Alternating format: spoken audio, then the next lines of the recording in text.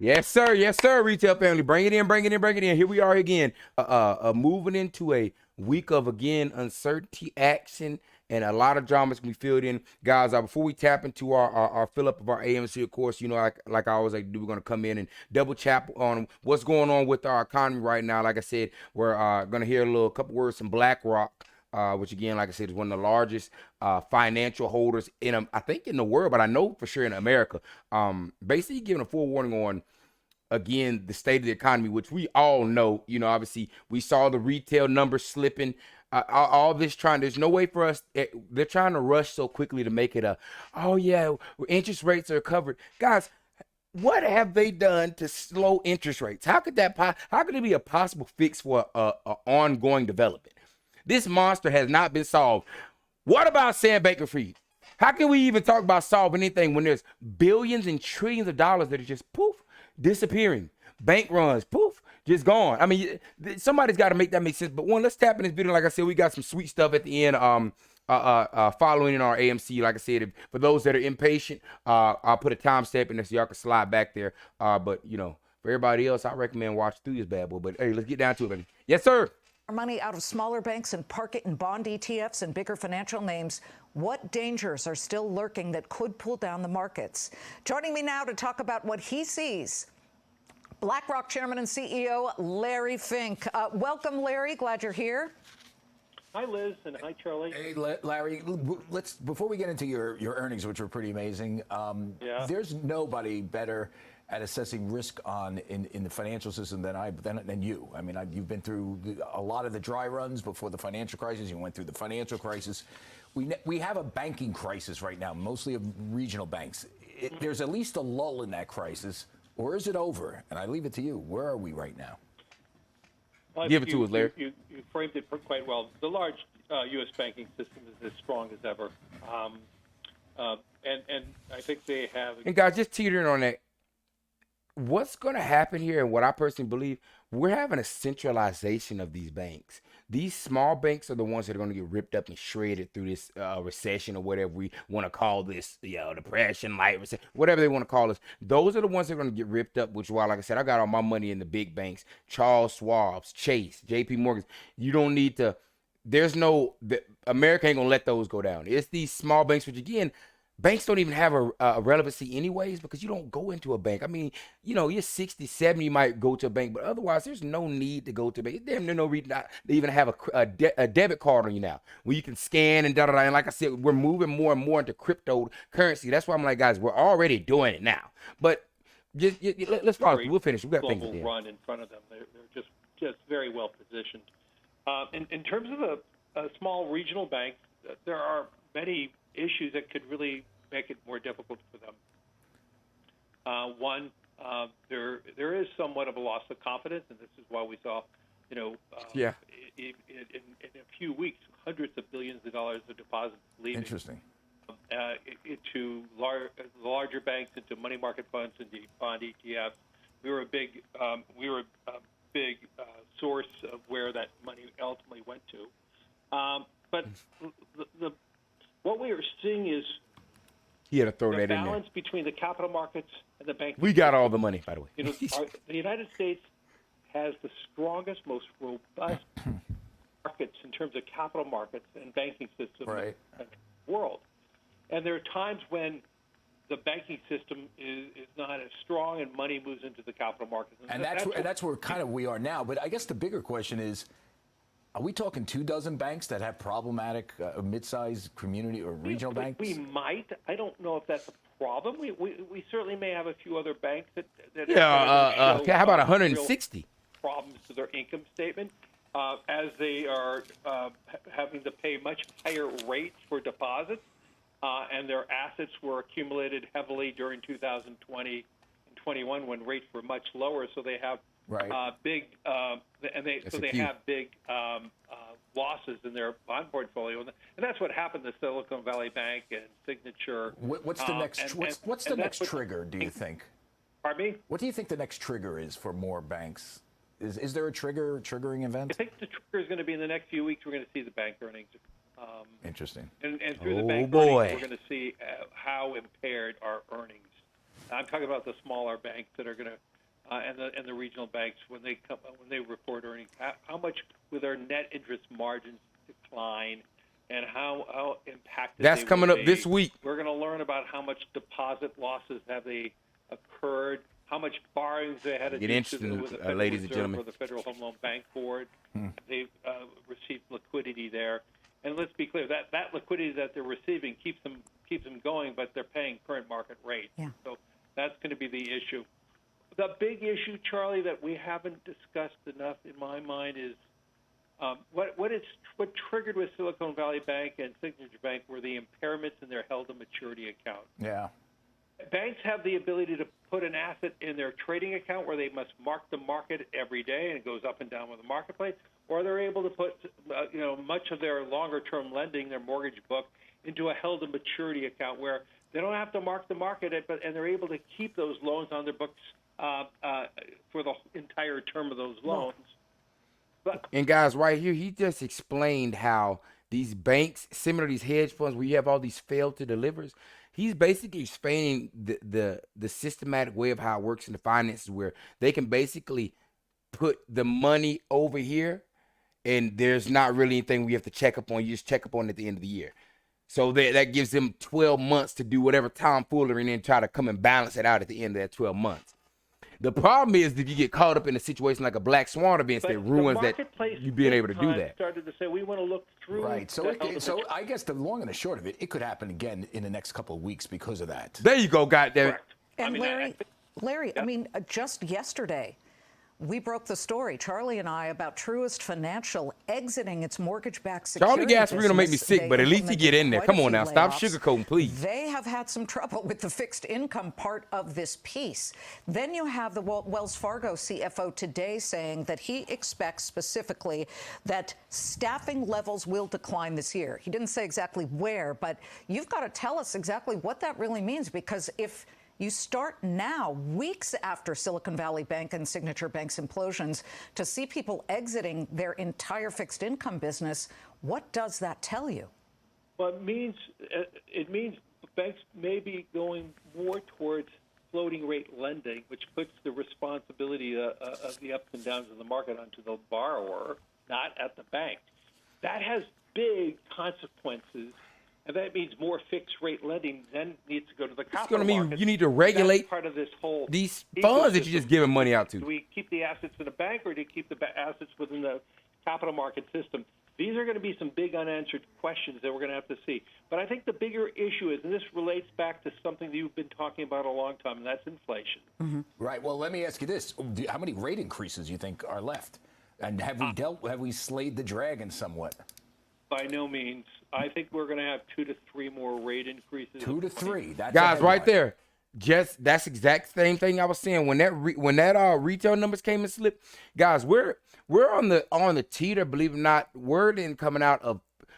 We don't want to nobody get crazy, because like I said, if your money is in the right places, you'll be fine. This is going to be the greatest generational wealth transfer ever. This is the chance for the haves to turn to the have-nots to turn to the haves. There's going to be some haves that's finna turn to have-nots. But if you sit here stagnant, you're going to lose out. But y'all see this. There's more than they talking about that 25 basis point that's coming up this month. Just wait until next month when it ain't that hope. Sentiment is going to get destroyed when that pause that everybody's supposed to be expecting, or these funds are expecting, and Senate has to come back in, SC has to come back in, and they drop another one. Jay Powell comes and drops another one. It's going to shatter the whole thing. You're going to see the thing in smoke. And the reason why I believe interest rates need to go higher, especially in the short end, because we have stickier inflation. Yeah. Look, inflation's coming down. Yes. But it can come down below 4%, and that's my view. It's going to be hard to bring down inflation. But how do you then, Larry, capitalize on market dislocations that we are seeing from the Fed raising rates? Well, they've already raised rates 9 times in a row since 1 year ago. You're saying it could end up being 12, 13 total. You know there are going to be more dislocations. How do you as an asset manager capture that and make it lightning in a bottle? Well, first of all, there's a lot of lightning in the bottle right now. You could earn 6% in a intermediate bond credit portfolio today. Ain't nobody trying to hear that. You were lucky to earn 2%. So for most savers, those who are on a fixed income, for most retirees now, you're finally able to earn money on your savings. Right. This is really important. And not having to go into the stock market out on the risk spectrum, which I think is a... You don't have to. This is where I tell why I'm so big on retail being informed. There is no need for a third party now. If you are a lazy investor, that is your issue. But you can invest in the Apple, the Nvidia, the Tesla, the ETF yourself now. You don't need to go into some, let me lock my money up for 12 months for 6%. AMC swinging 6% in the morning. You know what I'm saying? What's the point and benefit of still now preaching that, except for the fact that BlackRock gets more money? You know what I mean? You can de-risk now. You could de-risk? buy an appropriate amount of fixed income, even treasuries, and earn 4 or 5%. That's a great point. I want to turn this to BlackRock a little, Larry. I look at you as the Energizer Bunny. You take a licking and you keep on. Is it kicking? Is that ticking? Ticking. Kicking too. What you on, boy? Larry, you get crap from the left. You get crap from Elizabeth Warren, from the right wingers. The governors say, ESG. Yet BlackRock is a resilient company, and I think it's pretty amazing. I mean, charting this middle ground between the two, like. I'm sure you read the letter that thing's still down. Brad Landler, the New York City comptroller, said you to get out of all fossil fuels, and you said, okay, hit the road, Jack. And you heard what people are saying in some of these red states. But charting that middle ground, how hard is it? I mean, it does work in terms of the earnings, or else you wouldn't have $9 trillion in assets today. So first and foremost, we've turned 35. We had our 35th anniversary. Yes. Congratulations. Everything we do is for our clients, and for New York City or any client who has those type of wishes, our job is to follow what their wishes are for them.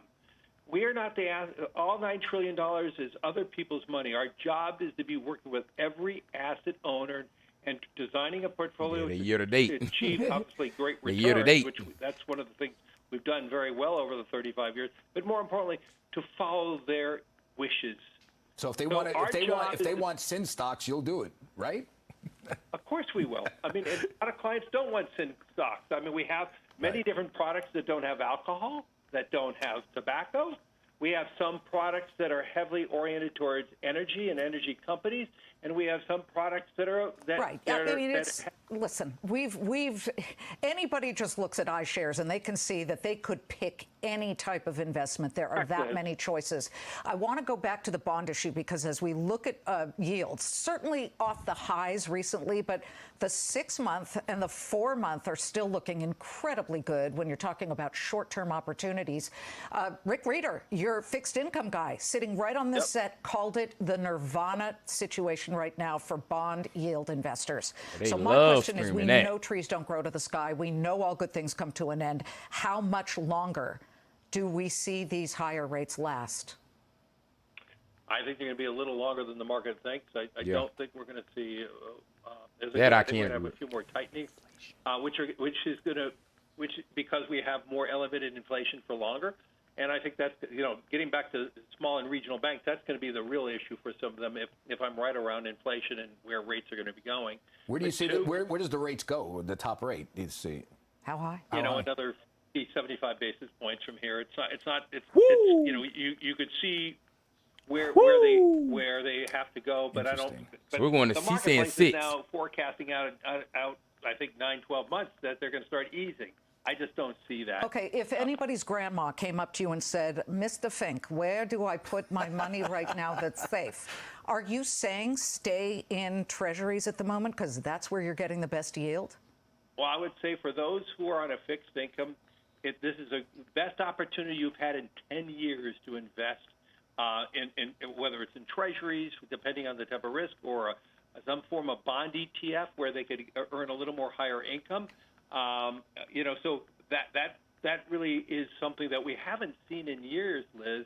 At the same time, valuations for equities are better today than they were 2 years ago. So as much as I loved markets 2 years ago, valuations were pretty extreme levels, and they've come down quite considerably. That's a fact of it all, though, guys. What he's basically saying here is this. If you had companies that you loved 2 years ago buying at the height, right now, if you're not gobbling them up, you just really aren't understanding what this whole investment thing is even about. If you aren't, and like I said, I'm not a financial advisor, but I'll just tell you like this. XRP, NVIDIA, Tesla, Apple, I say it every single video, H-bar. And like I said, I just actually let out a video earlier today about cold storage waters, one of the selections I love to use. Like I said, guys, we got information that we upload in this channel. Y'all need to use those sources, but you got to stay tapped into this. This is the time to clock in. I need a yacht. Do y'all hear me? Look at me. I need a yacht. I need a yacht. I don't need about 30 women on it. That's it. Come here. Let's bring it back in, guys. What wouldn't you touch? I don't. What wouldn't you touch at the moment? I'm just not as pessimistic as most people. I see opportunities because of higher returns. And I do believe we're going to have more stresses and we're going to have more geopolitical issues. So I'm not trying to suggest this. But because 54% of the assets we manage are retirement assets, our job is to seek the best long-term returns so more and more people can live in dignity and with pride when they're retired. That's our job. That's what we try to do. And that's great. Larry, you know, people forget that you doing it built now. BlackRock from zero. Yeah. Now it's $9 trillion. And one good thing about Fox Business, one of the best things, is that if you'll watch us, you get Larry Fink as your financial advisor. Yeah, but we ask the questions that the other wonkier That's true too. business networks. Hey, Larry, thank you for.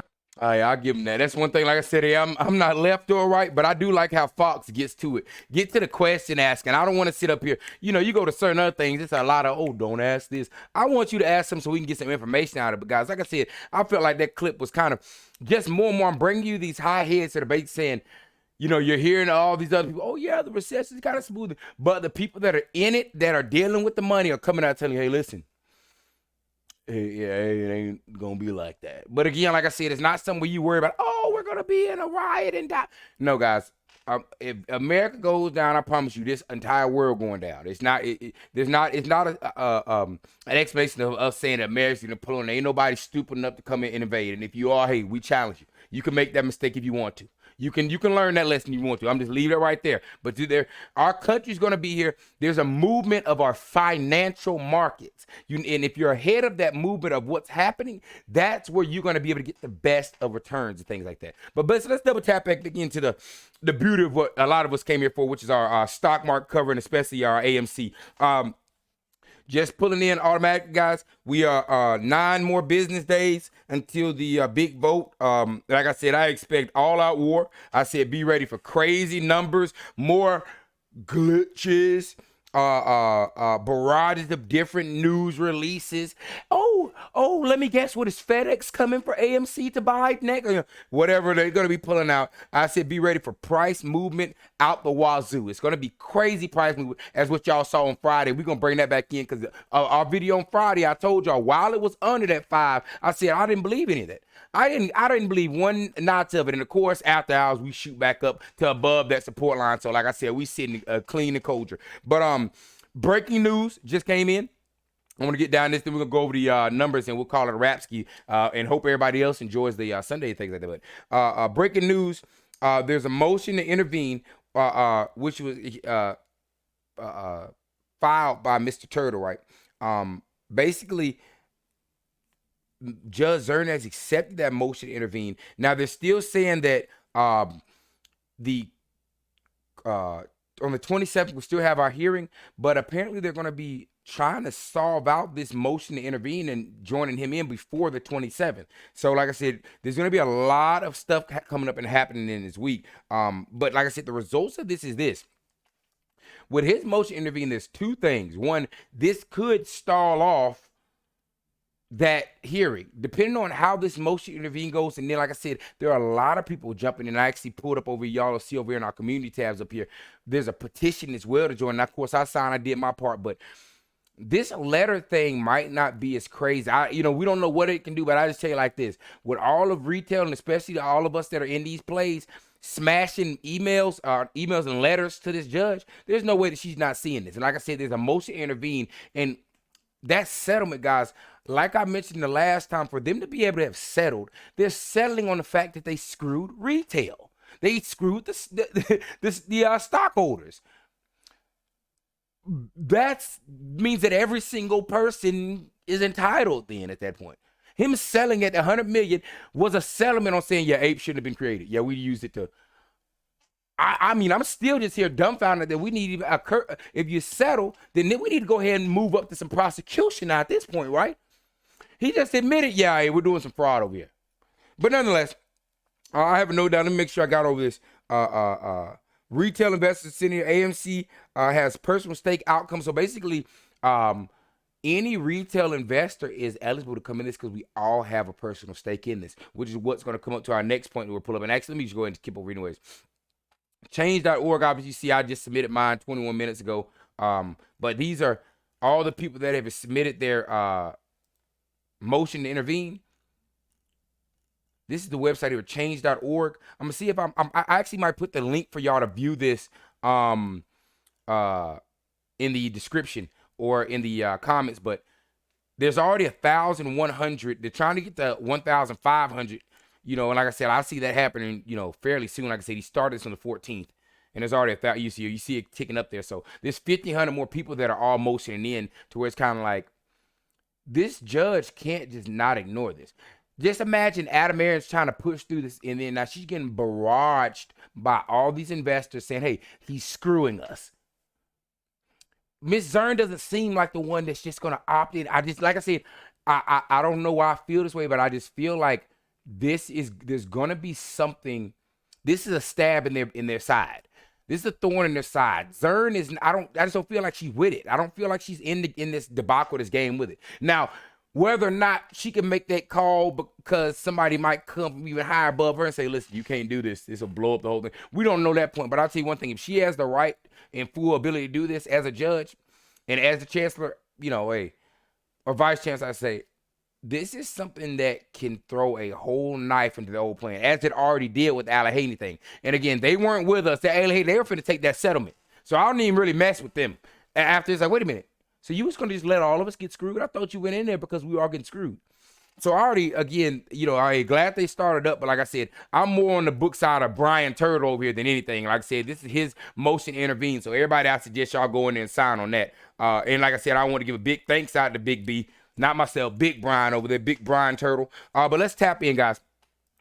AMC Stock Tracker, just double checking in. We're looking at 246%. Magically, there's 400,000 shares that have come in on Saturday. Oh, it is great. So wait. So you can't buy or sell on Saturday, but magically there's some shares coming available. Woo! I just love it. I love the debauchery of this play. I just love the fact this is the most fraudulent play. And it's so bad, right, that they can't even play it. It's broad daylight. They can't even hide how bad they are. You just doing stupid fraud. Now, oh, bloop, bloop, bloop. That's going to be gone. That's not going to help you. That's not going to help you. Short interest still at 26.89%. I want to see that 27%. I want to see that 27%. Short interest climbing. Cost to borrow magically is falling with magical shares that are coming on there. But again, the short interest is flying.